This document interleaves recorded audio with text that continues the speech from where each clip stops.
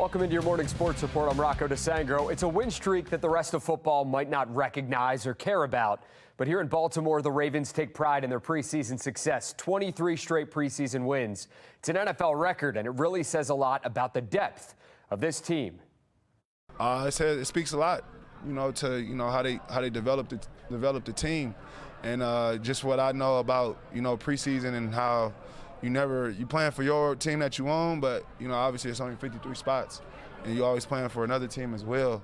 And the goal is for us to all go out to perform well, to make it hard on this organization, and then obviously the people that can't make it here, they're gonna make it somewhere, and then be able to have a career. And I think that's that's what it's about in the NFL, just being able to make sure you get to that next opportunity.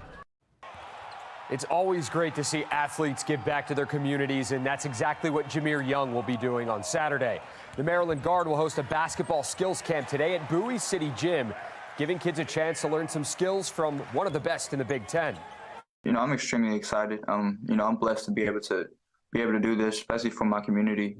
Growing up, I've always wanted to give back and do something like this. So this is one of my favorite times of the off season, being able to do this. I've been looking forward to it for a while. So I'm really just trying to give kids what I was able to give when I was younger, being able to go to a camp and be mentored by somebody that I looked up to. So it was just fun for me to be able to do that. So if you're just waking up and seeing this is the information you need to know. Registration, it's $75. The campus for boys and girls ages 8 to 17. It's going to be held from 9 a.m. to 4 p.m. in the Bowie City Gym. So you still have time to go down there if you want to take your son or daughter. Jameer says if the Instagram page link, it does not register or it does not work, you can show up and they're going to take care of registration in person. They'll get you all situated. That's your morning sports report. I'm Rocco DeSangro. Have a great Saturday.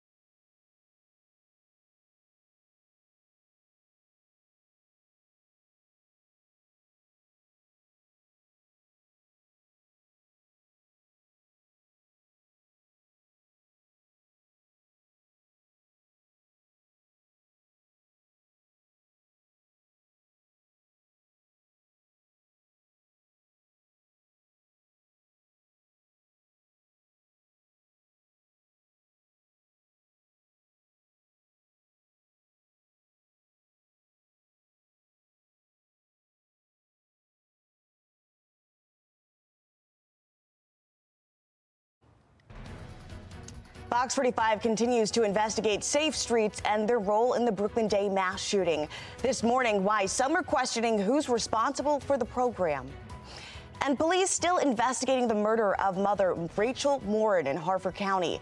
But we're learning about a possible group of witnesses. And we're already off to a warm and sticky start. I'll let you know what to expect for the rest of the weekend and when we could actually see a couple of thunderstorms in just a few minutes. Live from WBFF in Baltimore, This is Fox 45 Morning News.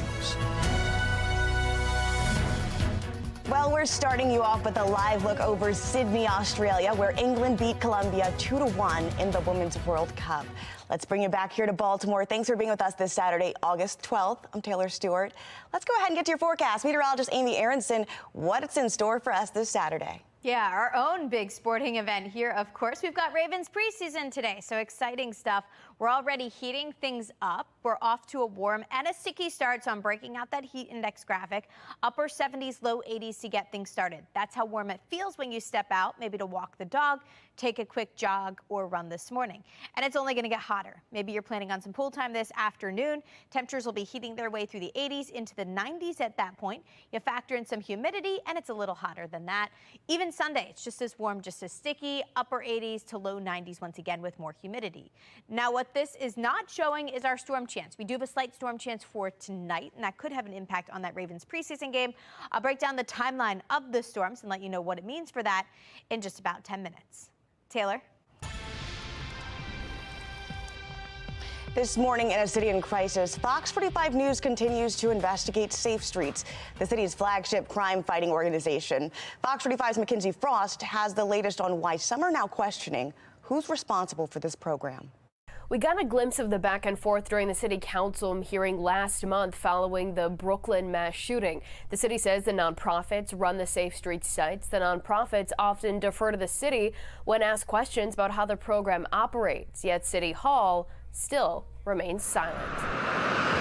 When it comes to hiring Safe Streets workers, little is known about the process. Mayor Brandon Scott has made it clear a criminal record is not a hurdle to become a violence interrupter. But we know that individuals who are doing Safe Streets work were in their past involved in criminal activity because that's what makes them credible. We've questioned the mayor's Office of Neighborhood Safety and Engagement several times if crimes are off limits from being considered for employment. We've never gotten a response.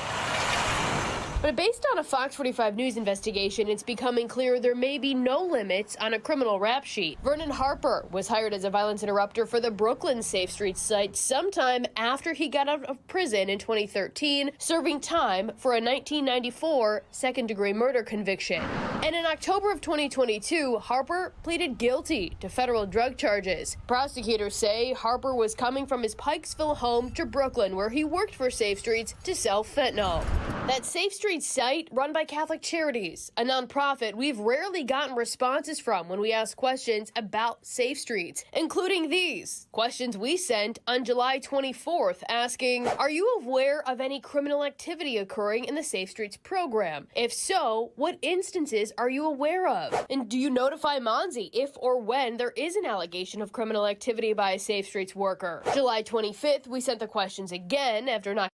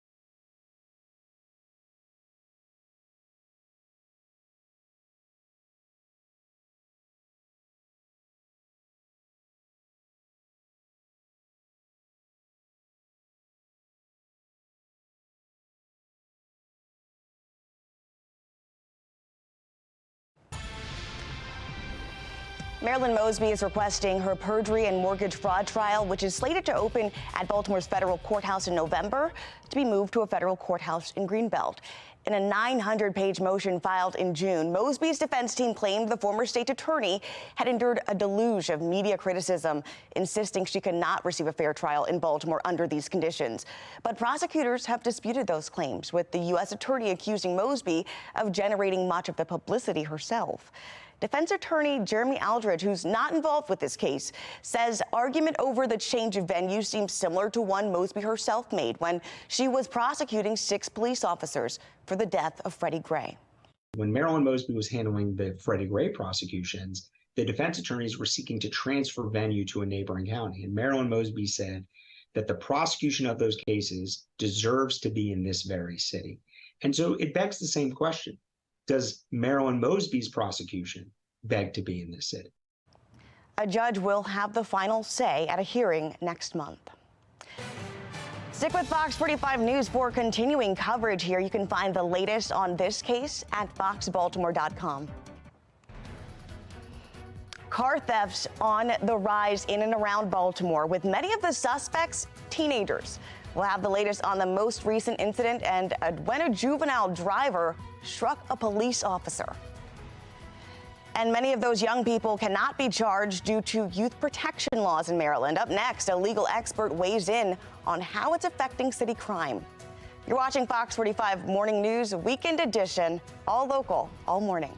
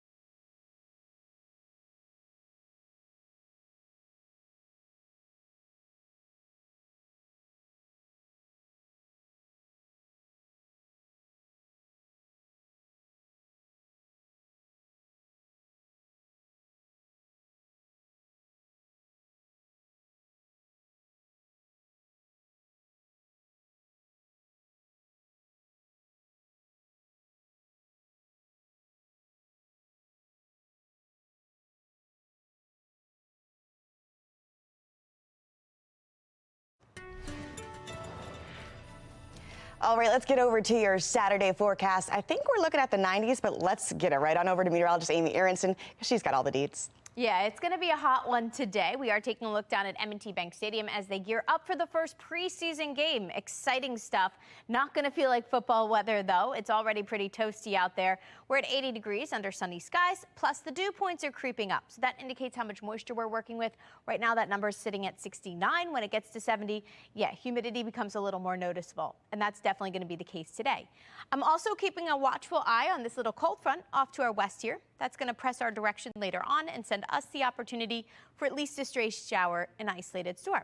We're all dry right now, though, and we will stay mostly dry during the day today. So you're in good shape for pool plans or anything you want to do outside.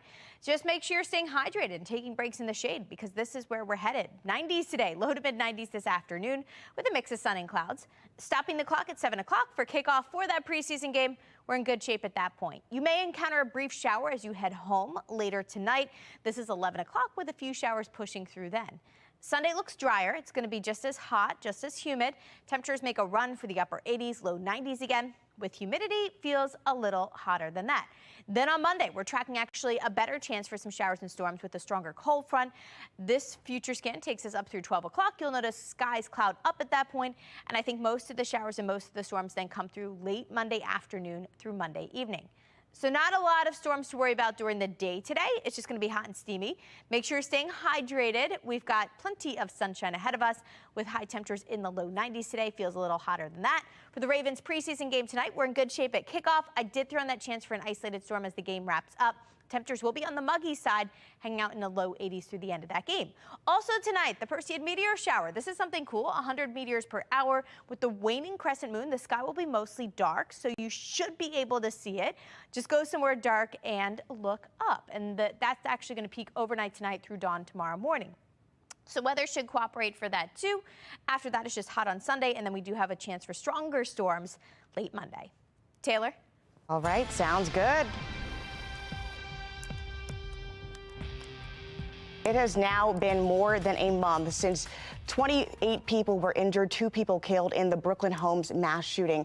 And this past week, 2 city leaders, Mayor Brandon Scott, as well as City State Attorney Ivan Bates, mentioning that the Child Interrogation Act is hampering this investigation. Joining us live here, Jeremy Eldridge, attorney who can help break down this law and help us understand what seems like a common sense measure, why they say it's hampering this investigation. Good morning. Good morning. How are you doing? I'm doing well. How are you? Good. So as far as this law is concerned, under the old version of the law, a child, if they were charged with an offense or suspected of a criminal violation, the police would have to reach out to their guardian or make best efforts, but they could certainly still interview them consistent with anyone's Miranda rights, meaning whether you're an adult or a minor. So you would still have to be advised that before talking to police, you have the right to an attorney. Under this new law, however, not only are the police required to reach out to the guardian, they are also required to provide an attorney. The agency that's become responsible for providing this attorney is the Office of the Public Defender. And so what's been happening and frustrating people like Ivan Bates or the Baltimore City Police Department is that in these moments where the children may be witnesses to a crime or suspects in a crime, and maybe the cops don't even know the difference at that point because where 28 people are shot and 2 dead, the cops are trying to sort out what happened. The lawyers are then meeting with the kids and then advising them that it's not in their best interest to give a statement, or the families are deciding not to do it. And that can obviously frustrate an investigation. And that's where this new law is really interacting with the mass shooting and why it's causing such immense frustration. On its face, it seems like a common sense measure to make sure that a young person has a parent involved, has an attorney involved. This seems particular to Baltimore, that maybe it's creating a hiccup here because we are seeing a rise in juvenile crime. Tell me a bit about why you think there's so much tape to go around just to get answers. I think there's much tape to go around. I think the bad math here is there's some assumptions being made about how this new law is being used. Meaning, is it, I've heard stories where a public defender, and I don't think I necessarily believe this, is just saying, oh, you can't talk to the child. And that's not what an attorney would do. An attorney should be meeting with the child and the guardian, helping the child make a decision, educating them about whether it would be beneficial or not so beneficial to make a statement. And the question is that actually happening, or the attorney's just jumping in and saying, you're not talking to these individuals? But it's hard for me to imagine that the public defenders are doing anything but their job, which is really just making sure that they protect the child, or at least help the child make a good decision. Well, so Jeremy, what's the answer here there? Because do you strip away a Child Interrogation Act that is helping protect young people, but at the same time, you've got 2 people who died, you've got 28 people who were injured, a lot of them young people who were sitting in the hospital, and now you've got all this tape to get around just to try to get these people justice. So what is the common ground? I think there are two solutions, one of which is legal and the other one which is more cultural and pragmatic. And I'll start with the second. Until we fix the culture of stop snitching and not participating in crime, it's going to be difficult to find people accountable, right? Until witnesses feel safe to come forward, and a lot do. There's a lot of viable prosecutions in the city. Frankly, we don't build jails and murder cases for nothing. But until people feel more comfortable, including children, that there's not going to be retaliation and that they're going to feel comfortable under Ivan Bates's new regime of prosecution, because over the last 8 years, Marilyn Mosby hasn't had much success prosecuting cases. So if there's more confidence in the community that children that come forward are not going to be harmed, or children that are engaged in violence will be prosecuted, they're not going to see that cultural shift. And that is the point of that is you may feel more comfortable in that moment to provide a statement or to help police do an investigation to catch somebody if you feel like there's going to be a good result that's not going to harm you. The second is there's actually a rebuttable presumption within the law, this new law that says if there's an ongoing threat, that the police don't have to go through the red tape that you're talking about. So the question is, how far will the police and or law enforcement push that envelope to see whether or what constitutes an ongoing threat to skirt that issue of providing the attorney? And we know that's such a fine line to walk. Thank you so much, Jeremy Eldridge. We'll continue to follow this case. Thank you. All right, well, some new video has surfaced after a stolen car in Baltimore County. Police say they have an update here on the juvenile that is in custody, and we'll share it with you after the break. The 2024 Baltimore race for mayor is heating up. We'll talk to a political analyst who's predicted who may throw their hats into the ring to take on incumbent Mayor Brandon Scott.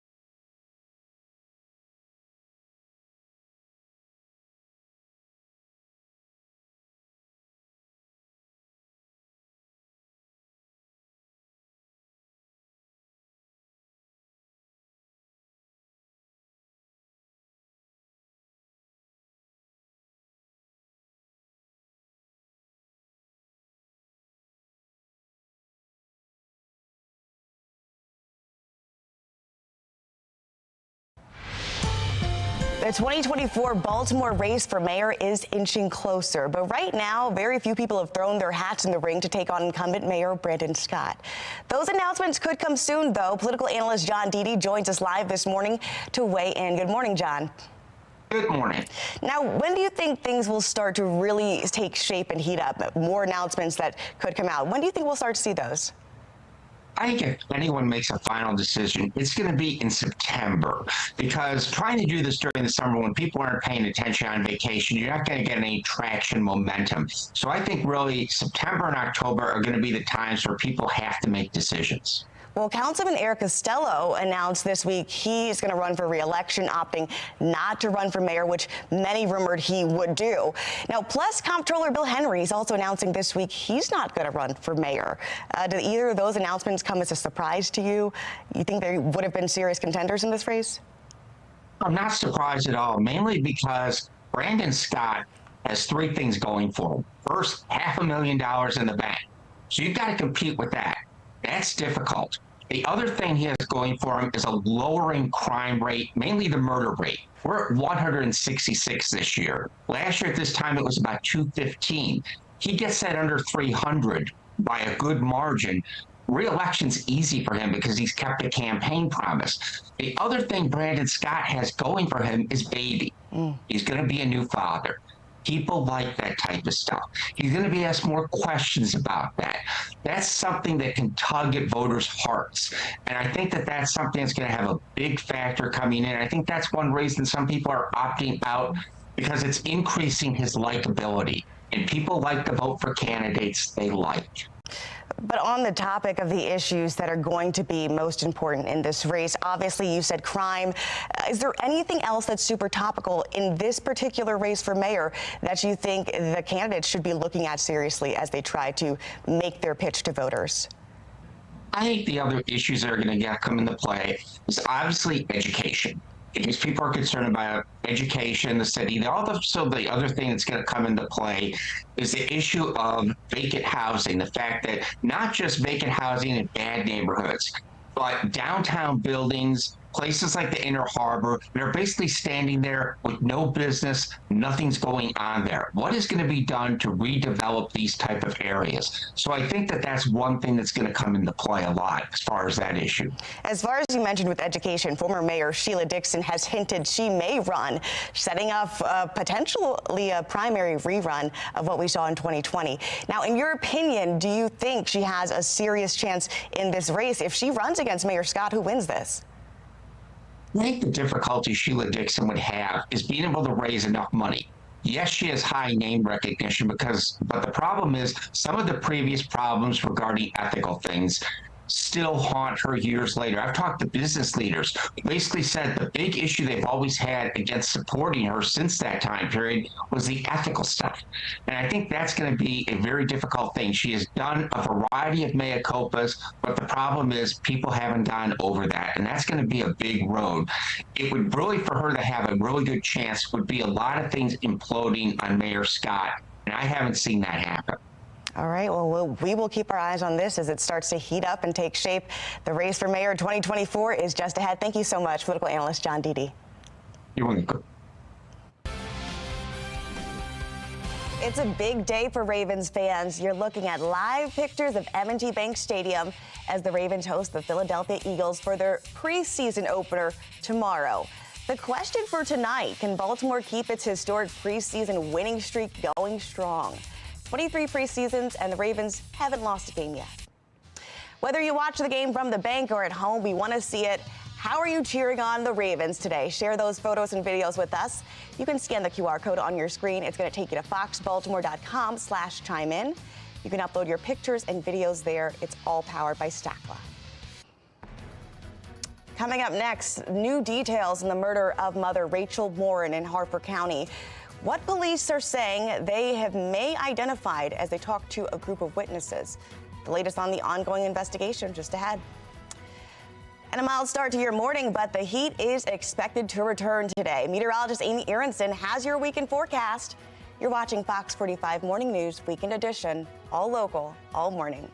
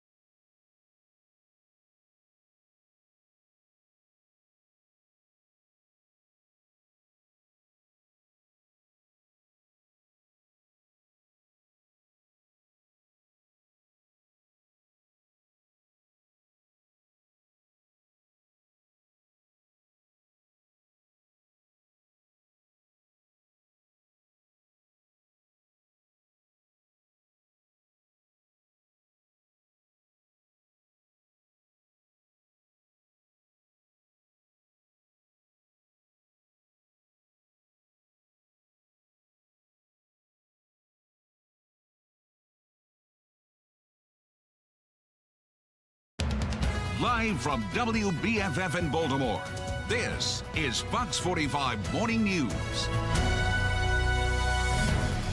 Good Saturday morning to you, looking live over M&T Bank Stadium on this glorious Saturday. We're going to see some good weather today. Thanks for being with us this weekend. I'm Taylor Stewart. Let's go to your forecast. Meteorologist Amy Aronson, and it's going to heat up this afternoon. Yeah, definitely going to heat up, and with the heat, the humidity building comes a small chance for some storms later tonight.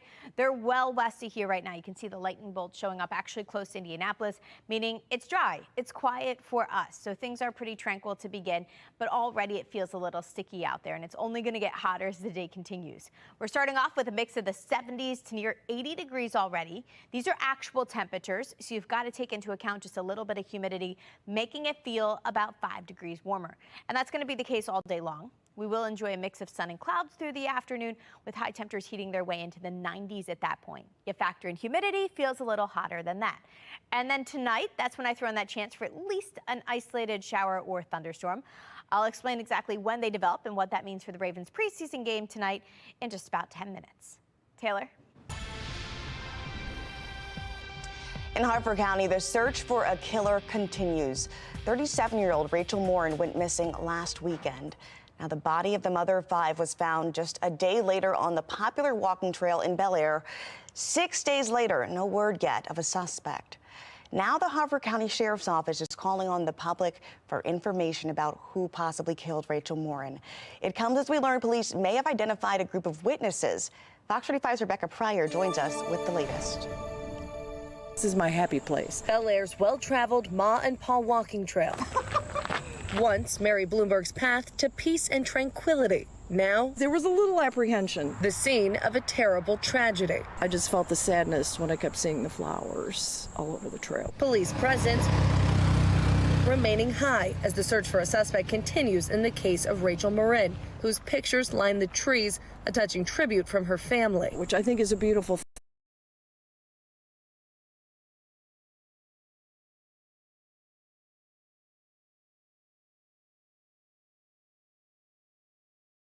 But it was like a constant reminder. The 37-year-old mother of 5 entering the trail around 6 p.m. Saturday. Her boyfriend reporting her missing that evening. Then Sunday afternoon, they have located the Rachel subject on the Ma and Pa. Her body discovered in a tunnel drain not far from the William Street entrance.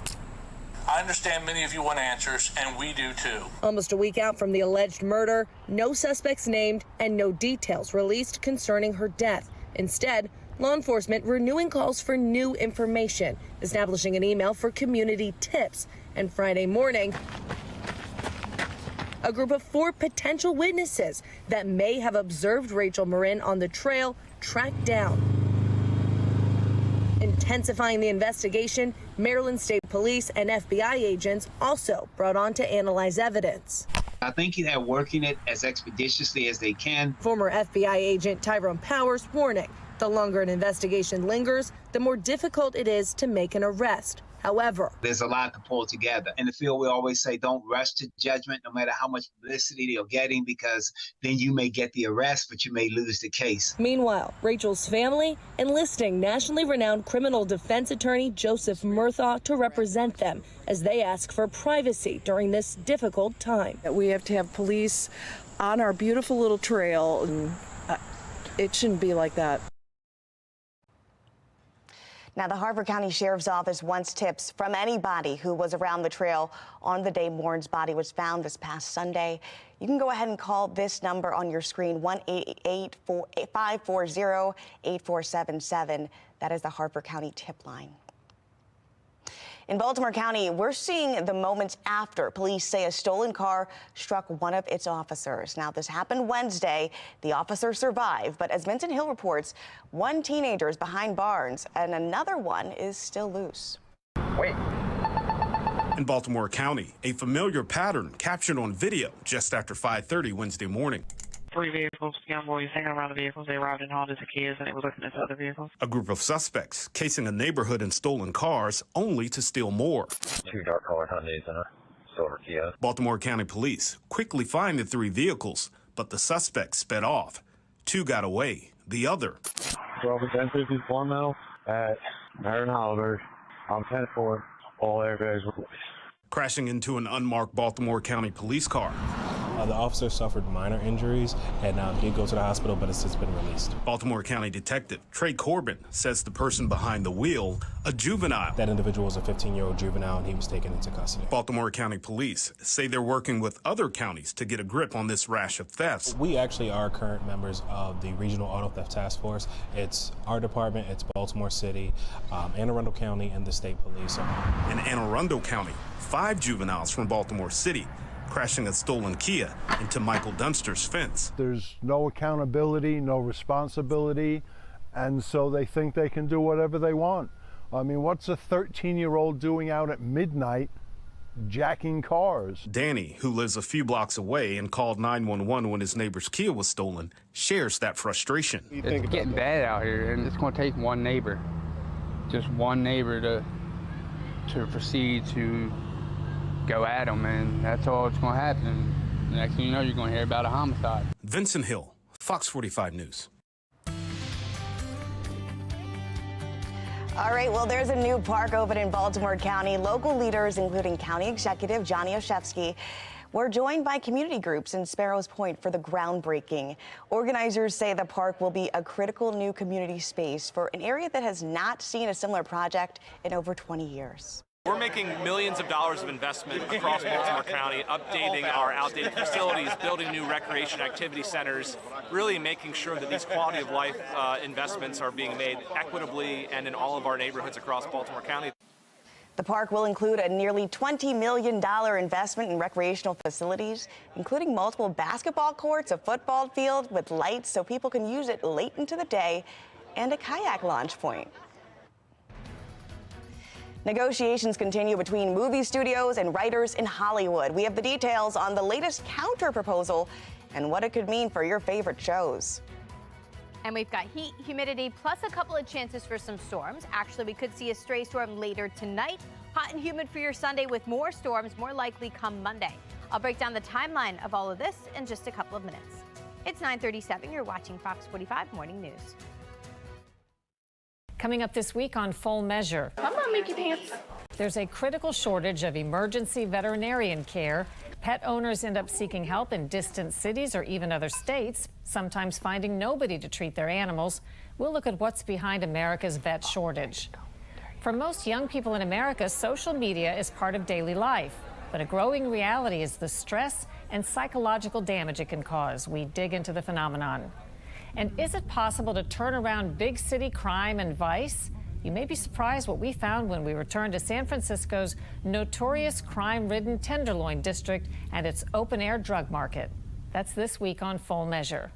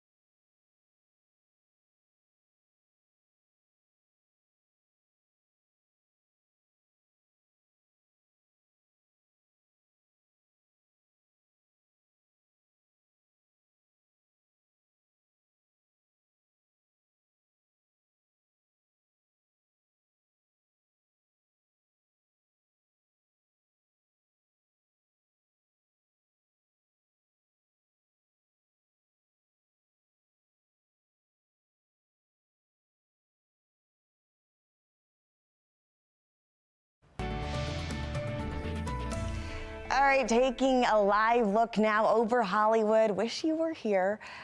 So right now we're still following the strike that is ongoing in Hollywood, where the Writers Guild of America, they've now received a counter proposal from major Hollywood studios that came on Friday. Both sides recently returned to the negotiation table, working to end a strike that hit 100 days on Thursday. Late night shows haven't aired new episodes since May, and now it's going to impact your fall television premieres. All right, let's get over to today's steals and deals. Take a look. The following segment is sponsored by Knocking. Work, the gym, kids, pets, running around all day with errands. I don't know about you, but by the end of all that, the end of the day, my back hurts. I can feel it, and I know you can too. Let me show you a product that will ease your back pain, but still keep you on the go. This is the Calming Heat Back Wrap. It's wearable, super comfortable, and totally customizable. It has 9 different settings, all available right here on the remote control, including, get this, heat, level 1 right there, vibration, and my favorite, the lumbar support. Right now, this thing is inflating against my lower back, almost like a blood pressure cuff, and easing my low back pain. It works for me. I bet it will work for you. I've struggled with back pain for years, and airline seats send me into spasms almost every time I fly. But now I don't worry about that because I wear this thing on the plane and I arrive at my destination virtually pain-free. It works, and it can work for you too. Right now, we're offering an exclusive 35% off the Calming Heat Back Wrap. Seriously, take advantage of this offer right now. Head to asadeals.com. Your back will thank you.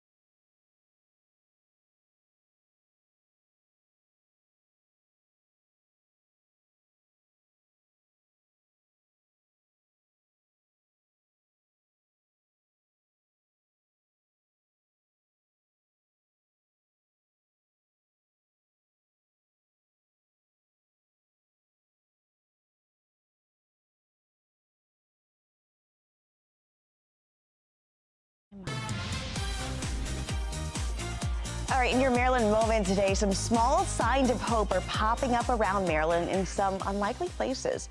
Where do they come from? What do they mean? Well, Fox 45's Maxine Stryker and photojournalist Nathan Aaron explain. Every day, just about everywhere you look. And they're all over. Are signs. I love going down the street and seeing a sign here or there. Stop signs, street signs, telling you what to do and where to go. From time to time, we see them on the traffic lights, on our way to school or to the aquarium. But these signs? It always makes me smile. Yes, that sign, right there. No, not that one. That one is a sign with a different message, reminding you to take a second, take a breath, and, well, just be kind. 8,000 signs, 2,800 installed, 3.5 years later. We feel like we're just getting started. It was 3 years ago. January 14th, 2020, I read a negative news story, and I thought to myself, we're better than that. Eric Miller and his partner, Tina Thomas, started the business of kindness. Bought some stencil letters, made a simple stencil sign out of really thin Luan plywood. Sprayed it on the porch, and up on a pole it went. Made a couple more, hung them up, and no one took them down. And maybe we're onto something. And they were. Sawdust and paint kind of in my blood. Eric, a carpenter by trade, and Tina, a marketing executive, left their jobs behind and set out on a mission to spread more love. We had no idea what was going to happen. One of the first signs went up right here. I went to middle school at East Middle. At Eric's former middle school. It was very cathartic for him. Where his memories are anything but kind. I feel like it's my chance to make sure other people don't get bullied and just pass some good vibes along. The good vibes go a long way. And so have the signs. They've been taken to over 9 countries. Japan, Spain, Germany, the Middle East. There is a sign in a barracks in Saudi Arabia, and we have friends in the town council of the Chiavachis who took a sign to Ireland. At a time when the world can seem downright cruel. Name calling and finger pointing is just not acceptable anymore. The simple 2-word slogan really resonated. That you're not alone, and that's what we've been told. People will see the sign at a time driving down the road or taking a walk through town and go, I looked up after I was thinking this thing, and it really helped me just take a breath and go, oh yeah, okay, and made me smile to see the sign. Most weekends, the small business hits the road. Oh, yes, yellow. Selling their signs. I'm going to give you a couple of hearts to hand out as well. Do you want to paint a sign? And spreading the word at farmers markets and vendors statewide. Look, I'm going to sickle. Do you know what it says? Be kind. These kids, they know what it's all about. It means you have to be kind. And you can't be mean.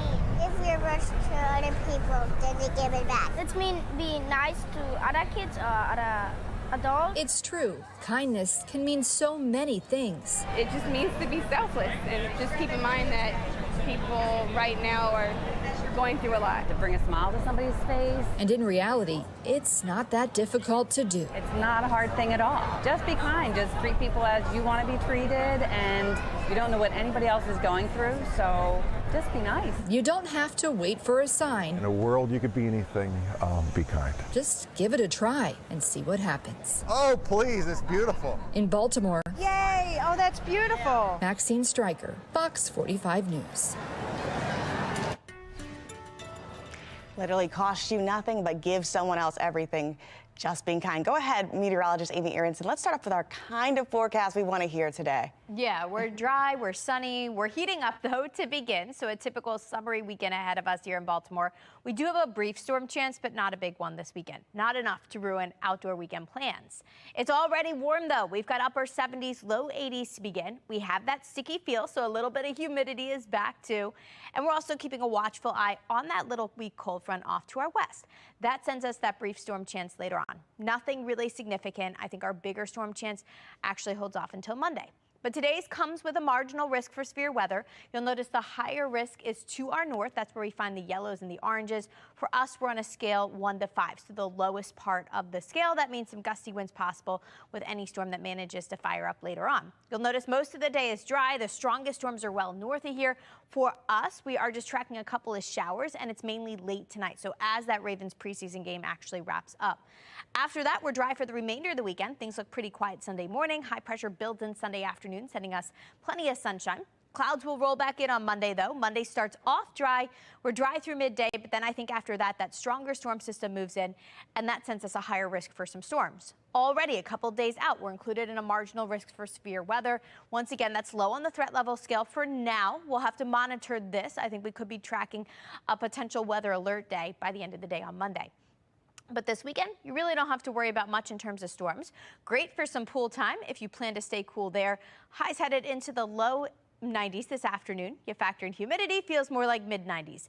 And same for Sunday. Sunday will be just as hot, a dry day with a mix of clouds and sun. Highs in the low 90s, but feels like mid-90s. So we've got a hot weekend ahead of us, 90s both days. Even on Monday, we're in the upper 80s, but I am throwing in that risk for some late day showers and storms, some of which could be strong to severe. And a stray shower will actually linger into Tuesday with highs near 90 at that point. Behind that weather maker, though, things will quiet down for the second half of the week. We've got a drier stretch coming up Wednesday, Thursday, and Friday as high pressure builds back in, and temperatures won't be quite as hot. They'll be closer to normal with highs settling back into the mid and upper 80s each day. Taylor? Well, the O's are headed to the West Coast. They've got 3 games in Seattle, 3 in San Diego, and then 3 against the Oakland A's, and 8 games in 9 days to kick off the Midsummer Classic. Well, the Birds are taking on the Mariners at the T-Mobile Park. Cedric Mullins back in the lineup for the first time since July 15th. Just check out that catch on the wall. This is the bottom of the first. And Anthony Santander gets the Birds on the board with the solo shot center. But Julio Rodriguez would answer back in the bottom of the half of the frame. The 3-run bomb from him, that final score, 9-2. The Mariners coming out on top. We're almost 2 weeks away from our very own Justin Chambers throwing the first pitch at Camden Yards. Yesterday morning, our team and comedian Bill Bellamy tried to get him ready for the big day. First and foremost, you dedicated. Yeah, I'm dedicated. I'm ready. That's too close.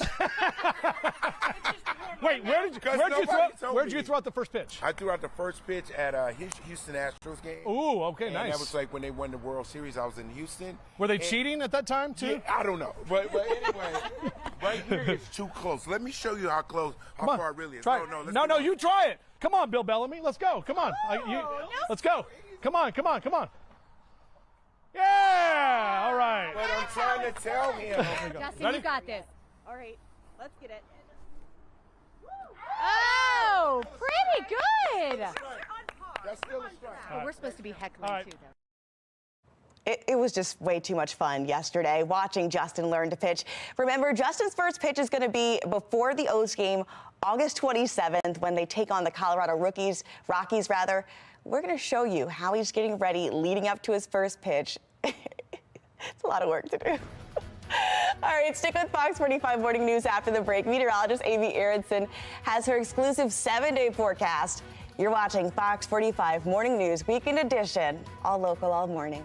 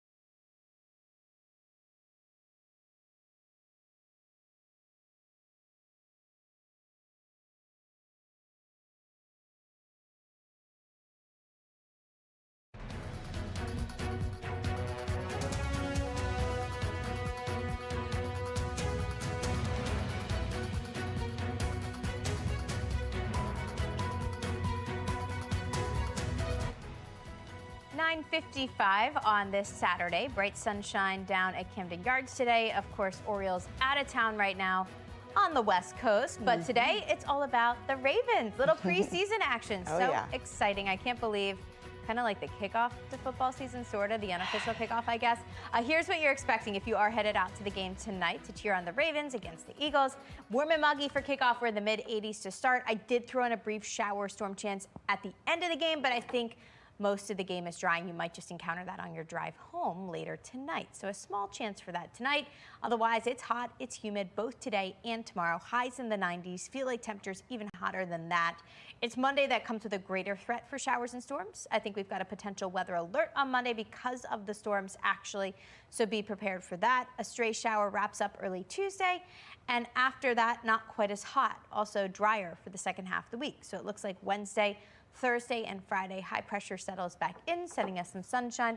And temperatures won't be quite as hot either as what we're dealing with this weekend. So mid-80s today, and then upper 80s both Thursday and Friday. So this weekend, just a little hot, little steamy. Doesn't feel like football weather yet, but still exciting. I think it'll feel nice out there this evening. Any predictions? The Ravens are going to win it. They always win the preseason games, They're so gonna they win have to. Yeah, it's exciting stuff. And I'm predicting maybe a pool day today. Why not? Do some pool time leading up to that. Perfect for it. Stay cool. Absolutely, definitely. Thanks for joining us here on Fox 45 Morning News. Have a great Saturday.